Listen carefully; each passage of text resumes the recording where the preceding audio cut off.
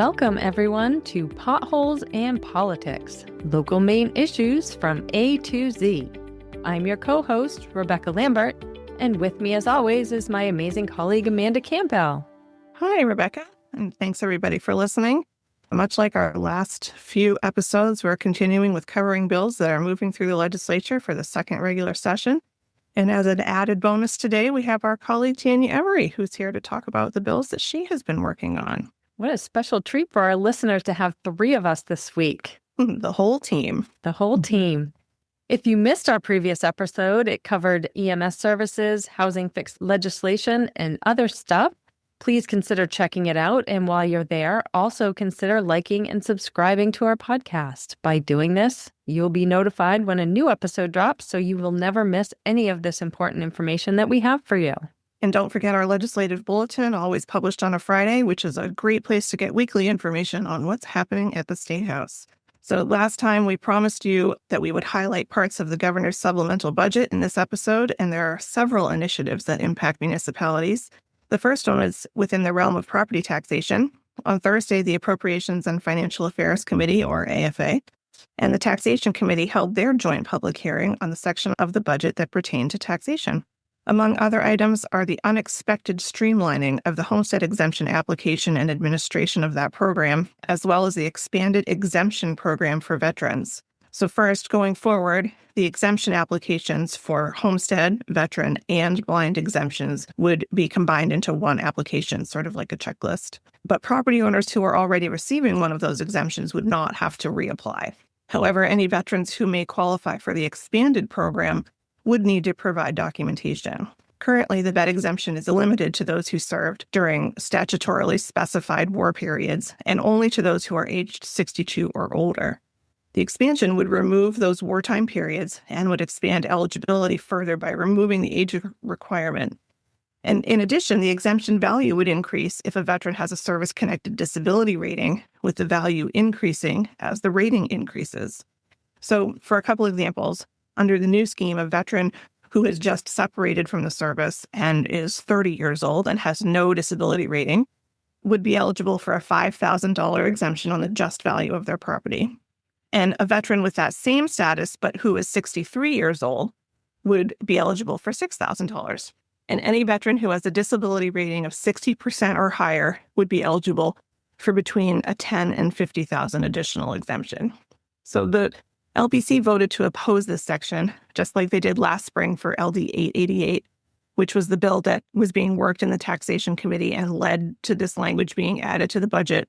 And as our listeners can probably guess, it's not a fun place to be in as the advocate who stands up in opposition to a benefit for veterans.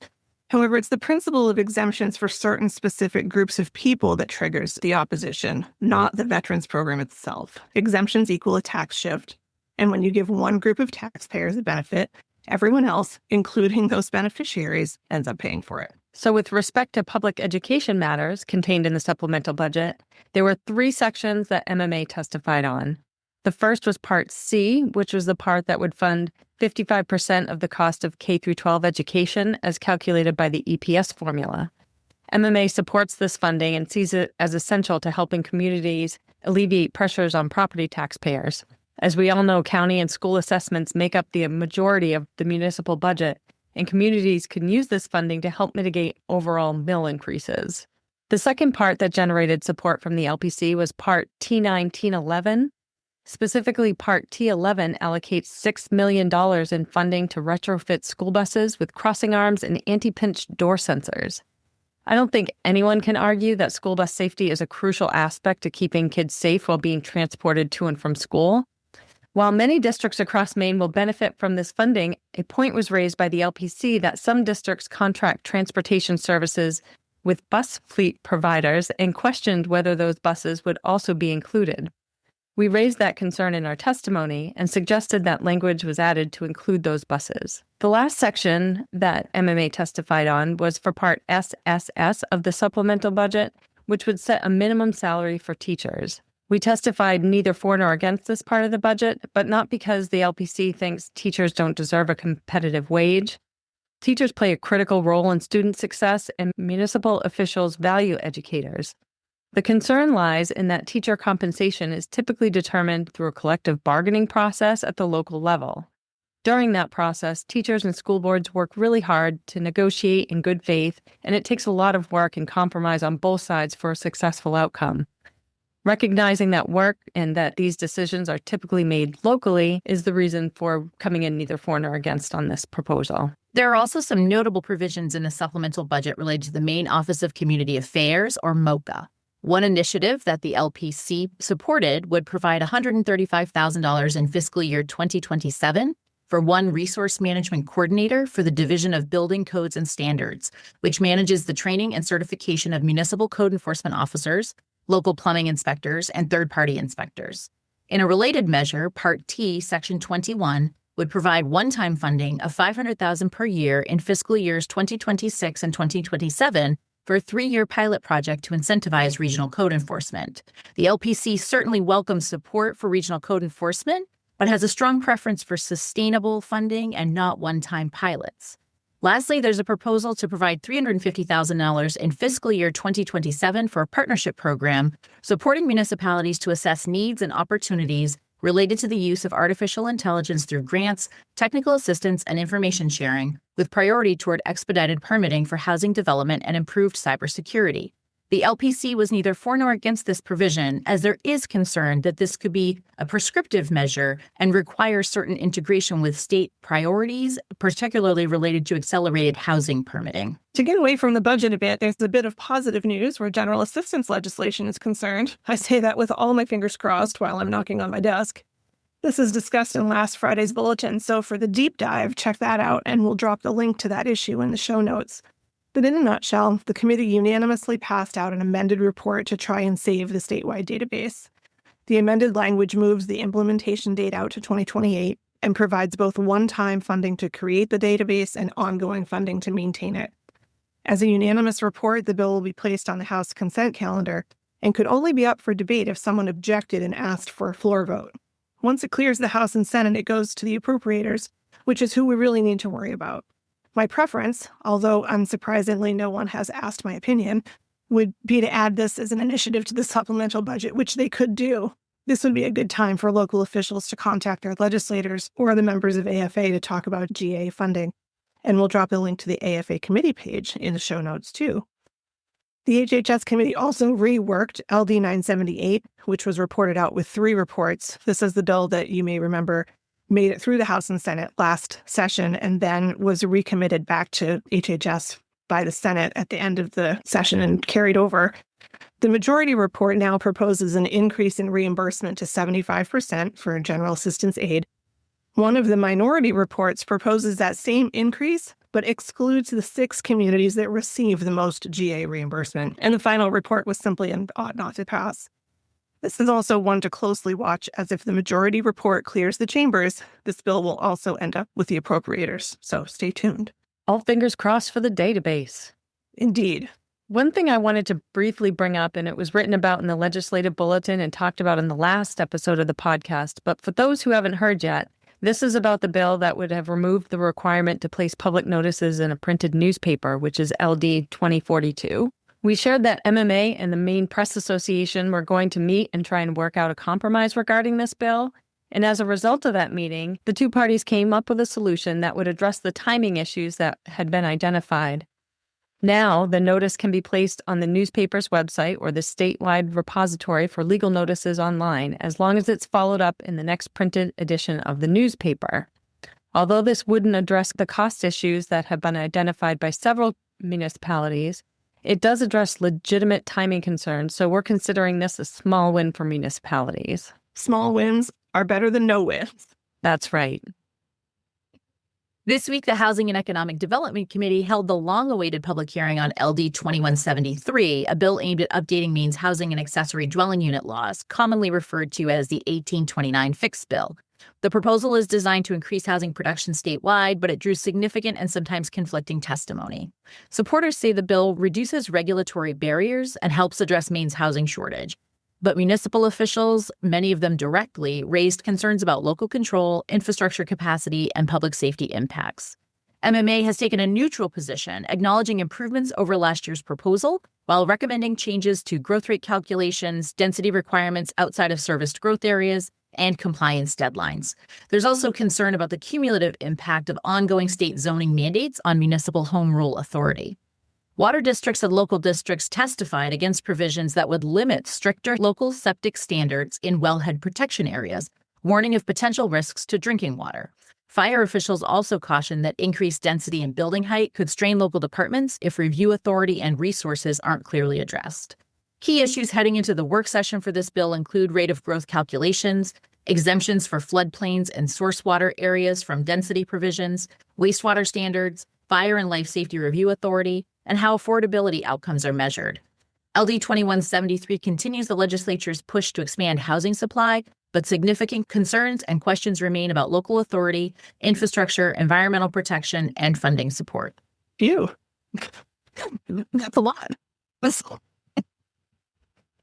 During our last episode, I talked about LD 2124, which was also heard by the Housing Committee, a place I don't usually go, which proposes to divert real estate transfer tax funds for emergency shelter funding through the Maine State Housing Authority. During the public hearing, committee members asked for shelter funding data from both the county representatives and MMA. And in response, I sent out a survey that provided some very interesting information. With approximately 20% of our members responding, municipalities are spending over $1.3 million on shelter funding through either a standing budget line or in response to a third-party request. Citing a need for additional data, the committee voted to table the discussion, and so far, no date for the next work session. If we have more data, we'll be sure to provide it. In the Veterans and Legal Affairs Committee on Friday, there was a work session held for LD 2160, an act to modify provisions of law affecting small distilleries, which was sponsored by Representative Geiger of Rockland. This bill was originally a bill we were just tracking, but there was a provision in the bill that would allow a small distillery to offer beer, wine, or spirits of other small manufacturers at their establishment. Currently, if a small distiller wants to do that, it would require them to obtain a license similar to a restaurant, bar, or tavern, and that does require municipal approval. As the bill is drafted, it would allow the sale of outside products, effectively converting these businesses into a hybrid retail establishment without subjecting them to the same local review or community input. The LPC decided to submit testimony in opposition to the bill, and that was done after the public hearing had already occurred. So at the work session, the committee heard from Bablo and from the Department of Agriculture, Conservation, and Forestry, who provides the inspection for any food-related businesses, and that includes breweries and distilleries. The analyst provided a bill summary noting that the bill had some technical issues that would need to be addressed. Through discussion, committee members agreed and questioned whether this bill would be better to come in the next session when there would be more time to address the issues and have a better drafted proposal for them to consider. Ultimately, the bill was voted out of committee ought not to pass with a unanimous vote by those present. And I'd just like to mention here that this was a track bill for us until Bablo reached out to MMA and asked us to review it, which to me speaks volumes about the working partnership between state and local government agencies that we are always going on about. So, yay us. Yay us indeed. The Housing and Economic Development Committee also took up LD 2097 last week, a bill that changes how a code enforcement officer's state certification can be revoked. Currently, that authority sits within the district court. As originally drafted, the bill would have shifted that power to the director of the Maine Office of Community Affairs, MOCA, or to a review committee appointed by the director. Following collaboration among MOCA, the Maine Building Officials and Inspectors Association, and MMA, an amendment was introduced during the work session to address key concerns. Instead of placing decertification authority with the politically appointed MOCA director, the amended version moves the responsibility to the most senior employee of the Division of Building Codes and Standards, along with the Certification Review Committee. The amendment also clarifies that the process applies not only to code enforcement officers, but also to local plumbing inspectors and third-party inspectors, ensuring consistency across these key roles. Another major issue was the potential for decertification based on unmet certification or recertification requirements, particularly given ongoing challenges with state-provided training. To address that, the committee reached consensus on allowing the division to grant a 2-year waiver for those working towards compliance. The committee voted ought to pass as amended with broad support, signaling progress on bills that meet departmental priorities while recognizing the workforce realities facing Maine municipalities. And similarly to the previous conversation, I just want to note that it was very productive working relationship between MBOIA, MMA, and MOCA that led to such a great amendment that got broad support on this challenging bill. And so last but not least on this episode, we have another track bill that has taken another wonky route and has been sent to the LPC for consideration. LD 2174 was originally titled an act to replace the Maine Waterway Development and Conservation Act with the Maine Renewable Energy and Associated Transmission Development and Conservation Act, and intended to repeal the Waterway Act, which governs permits and certifications for hydropower projects. As drafted, the original bill would prohibit the construction, reconstruction, or expansion of a renewable or clean energy project without a DEP permit. It defines renewable and clean energy projects and directs DEP to begin a rulemaking process for a permit-by-rule process for clean energy projects. And the original bill summary indicates that the language in the bill did not address important statutory items like cross-references or corrections to portions of law that would have been repealed. And so last week, the analyst for ENR sent out an amendment from the sponsor, Rep. Kessler from South Portland, which changes the title and strays from the original bill. The new title is an act to increase predictability in the permitting of renewable energy development. And of interest to municipal officials, the bill now includes a section that would prohibit the enactment or enforcement of a local land use or zoning ordinance that relates to certain clean energy development if that ordinance is more stringent than state law allows. It would also nullify any of those ordinances that already exist. I'm still digging into the nuts and bolts of this bill and its specific impact, but it seems like another day in preemption paradise. So stay tuned. Well, this will do it for this episode of Potholes in Politics. And remember that this is just a sample of the bills that we have been working on. So keep an eye out for the legislative bulletin that will be coming at you this Friday. Yes, and a big thanks to Tanya for making time in her schedule to join us this week. And we hope you found all of this information helpful. And thanks so much, everybody, for listening. Yes, thanks, Tanya, and thanks everyone for listening. Have a great week.